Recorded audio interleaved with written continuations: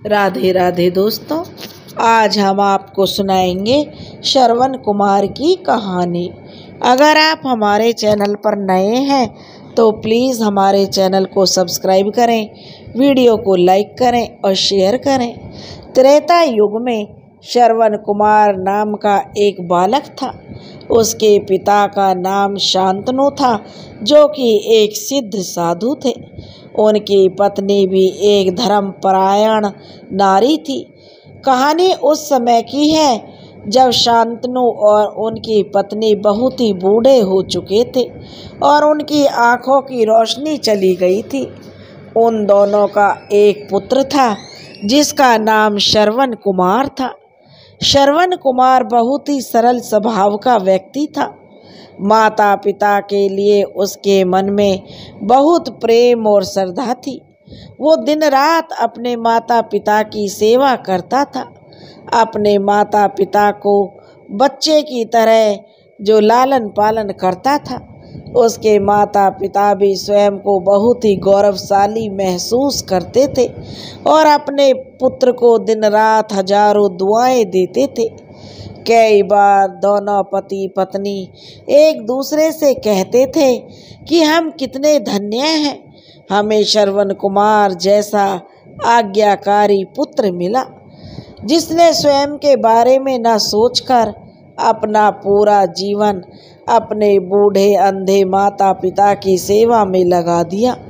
उसकी जगह कोई और होता तो विवाह के बाद केवल स्वयं के हित के बारे में सोचता और बूढ़े अंधे माता पिता को कहीं छोड़ आता और खुशी से अपना जीवन व्यतीत करता। जब ये बातें श्रवण ने सुनी तो उसने अपने माता पिता से कहा कि माताजी, पिताश्री, मैं कोई अलग नहीं कर रहा हूँ, यह तो मेरा कर्तव्य है। जब मैं छोटा था तब आपने मुझे इससे भी ज़्यादा अच्छा जीवन दिया और अब मुझे यह सौभाग्य प्राप्त हुआ है कि मैं आपकी सेवा करूं। आप दोनों की जो भी इच्छा रखते हैं मुझसे कहो, मैं अपने माता पिता की उस इच्छा को अवश्य पूरा करूंगा। तब शांतनु और उसकी पत्नी कहने लगे, हे पुत्र श्रवण, हम दोनों की आयु बहुत हो चुकी है, अब जीवन का कोई भरोसा नहीं है, किसी भी समय हमारी आंखें बंद हो सकती हैं। ऐसे में हमारी एकमात्र इच्छा है कि हम तीर्थ यात्रा करना चाहते हैं। क्या तुम हमारी यह इच्छा पूरी कर सकते हो? श्रवण कुमार अपने माता पिता के चरणों को पकड़कर अत्यंत प्रसन्नता के साथ कहने लगा, हाँ पिताश्री, यह तो मेरे लिए परम सौभाग्य की बात होगी। मैं आप दोनों की इच्छा पूरी करूँगा। श्रवण अपने माता पिता को तीर्थ करवाने के लिए एक कावड़ तैयार करने लगा और उसने एक बहुत अच्छी कावड़ बनाई, जिसमें उसने एक तरफ शांतनु और दूसरी तरफ अपनी माता को बैठाया और कावड़ के डंडे को अपने कंधे पर लादकर यात्रा शुरू कर दी। उसके हृदय में माता पिता के प्रति इतना प्रेम था कि उसे उस कावड़ का लेस मात्र भी भार नहीं लगा।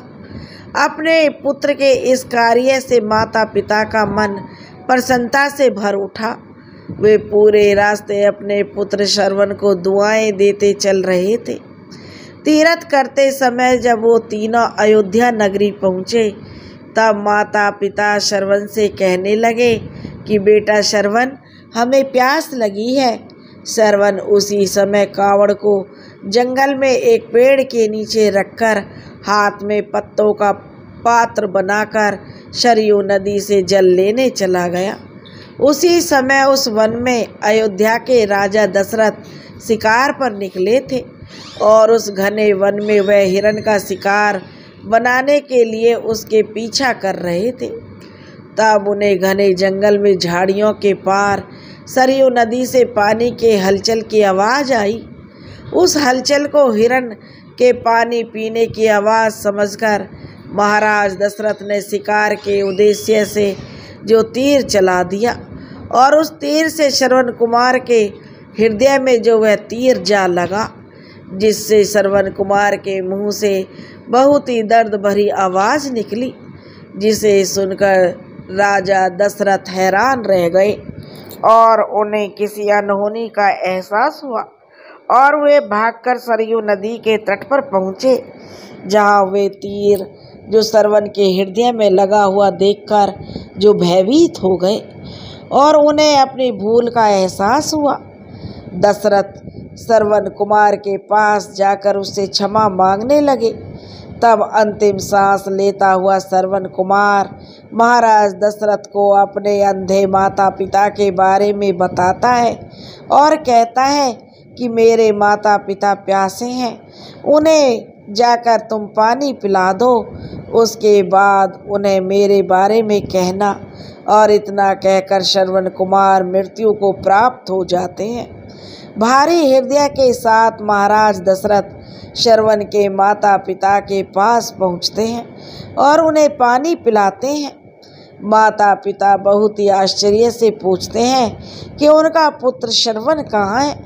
वे भले ही नेत्रहीन हो, पर वे दोनों अपने पुत्र की जो आहट से ही पहचान लेते थे कि यह हमारा पुत्र है या यह हमारा पुत्र नहीं है। वह उनकी आहट से ही कहने लगा कि हमारा पुत्र श्रवण कुमार कहाँ है।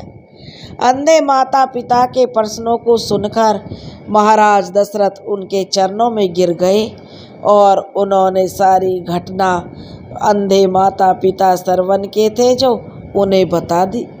अपने पुत्र की मृत्यु की खबर सुनकर माता पिता श्रवण के रोने लगे और दशरथ से उन्हें अपने पुत्र के पास ले जाने को कहने लगे। महाराज दशरथ कावड़ उठाकर दोनों अंधे माता पिता को श्रवण के शरीर के पास ले गए। माता पिता बहुत जोर जोर से विलाप करने लगे। उनके विलाप को देखकर महाराज दशरथ को अत्यंत गलानी का आभास हो रहा था और वे अपनी करनी की क्षमा याचना करने लगे। लेकिन दुखी पिता शांतनु महाराज दशरथ को श्राप देते हैं कि जिस तरह मैं शांतनु पुत्र वियोग में मरूंगा, उसी प्रकार तुम भी पुत्र वियोग में मरोगे।